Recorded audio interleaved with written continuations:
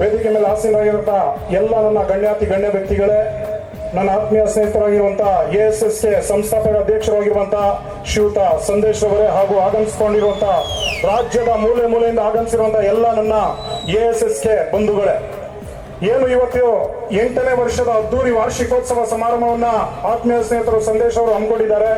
ನಿಜವಾಗ್ಲೂ ಈ ಜನಸಾಗರವನ್ನ ನೋಡಿ ನನಗೆ ಆಶ್ಚರ್ಯ ಆಯ್ತು.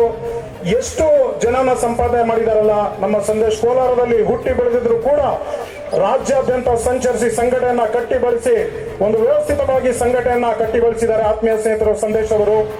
400ಕ್ಕೂ ಹೆಚ್ಚು ಸಮಾಜಮುಖಿ ಕೆಲಸಗಳು, ಅದೇ ರೀತಿ 175 ಅಂತರ್ಜಾತೀಯ ವಿವಾಹಗಳು, ಅದೇ ರೀತಿ 1000ಕ್ಕೂ ಹೆಚ್ಚು ವಿದ್ಯಾರ್ಥಿಗಳಿಗೆ ಧನ ಸಹಾಯ ಮಾಡುವ ಜೊತೆಗಾಗಿ 100ಕ್ಕೂ ಹೆಚ್ಚು ಮನೆ ನಿರ್ಮಾಣಗಳನ್ನ ಮಾಡಿದ್ದಾರೆ.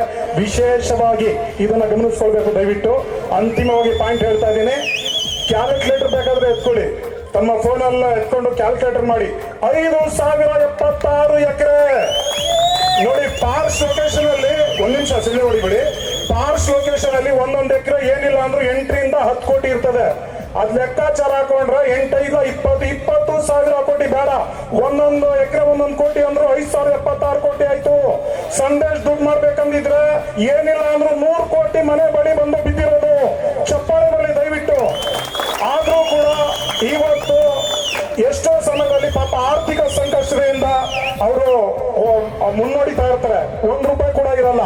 ಆದ್ರೂ ಕೂಡ ASSK ಎಂದಿಗೂ ಕೂಡ ಅವರು ಕೈ ಬಿಟ್ಟಿಲ್ಲ.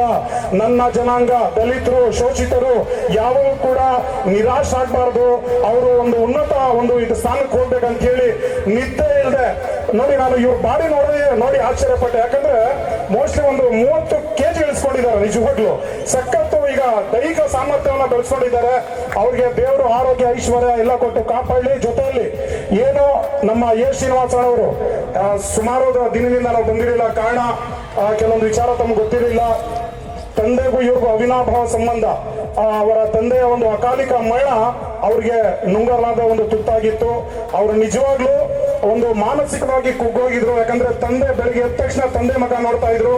ಅವ್ರ ತಂದೆ ನಮ್ಮ ತಂದೆ ಬೇರೆಯವರಲ್ಲ.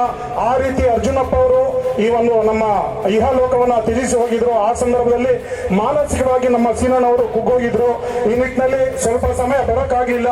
ಆದ್ರೆ ಸಂದೇಶ್ ಅವರು ಕರೆ ಮಾಡಿದ ತಕ್ಷಣ ಏನು ASSK ನಮ್ಮ ದಲಿತ ಸಂಘರ್ಷ ಅಂದ್ರೆ ನಮ್ಮ ದಲಿತರು ಏನು ಮುಖಂಡರುಗಳಿದ್ದಾರೆ, ದಲಿತರು ಶೋಷಿತರು ಇದ್ದಾರೆ, ಈ ಒಂದು ಕಾರ್ಯಕ್ರಮಕ್ಕೆ ನಾನು ಹೋಗ್ಲೇಬೇಕಂತ ಹೇಳಿ ಅಂತಿಮವಾಗಿ ಬಂದಿದ್ದಾರೆ. ಅವ್ರಿಗೊಂದು ಜೋರ್ ಚಪ್ಪಾಳೆ ಇರಲಿ.